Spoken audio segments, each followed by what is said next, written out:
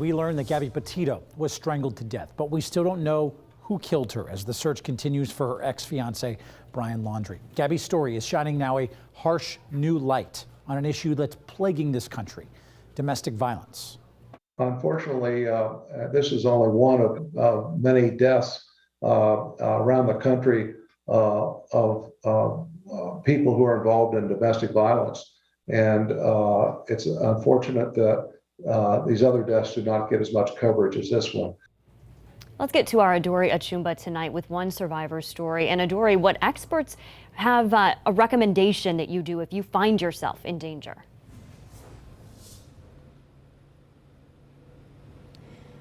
Advocates in Sarasota with the Safe Place and Rape Crisis Center tell me that strangulation is very common in intimate partner violence. Now, they tell me that many victims often ignore it and even make excuses for their abusers. Now, one survivor I spoke with who survived that type of attack says it should never be taken lightly. About 2 years ago, I was in an abusive relationship. It didn't start that way. It started emotional, and then the last couple months of it, it turned abusive. And then Carolyn Becker said her partner strangled her more than a dozen times and left marks and bruises on her. She said she always blamed herself until it was almost too late. the last night, he ended up strangling me, but I'm thankful someone else was in the house, so he let go. But the next day I went to the police because I just had enough, and I knew my life was threatened in a way. Advocates like Sigrid help law enforcement identify victims of domestic violence who are at risk of being killed by their partners.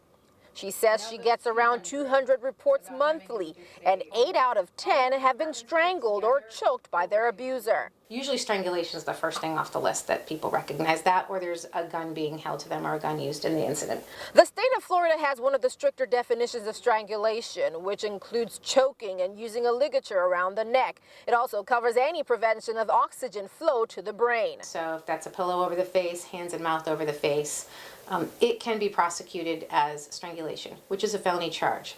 She said if you're lucky enough to survive, don't wait. Call the police and get help.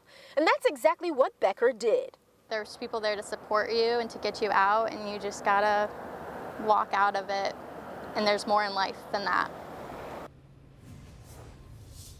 And to get help with domestic violence, you should call your local police department, a nearby women's shelter, or an advocacy group. Now, in the meantime, the month-long search for Brian Laundrie continues. The FBI has not named him a suspect in Gabby Petito's death, and they haven't added any new charges.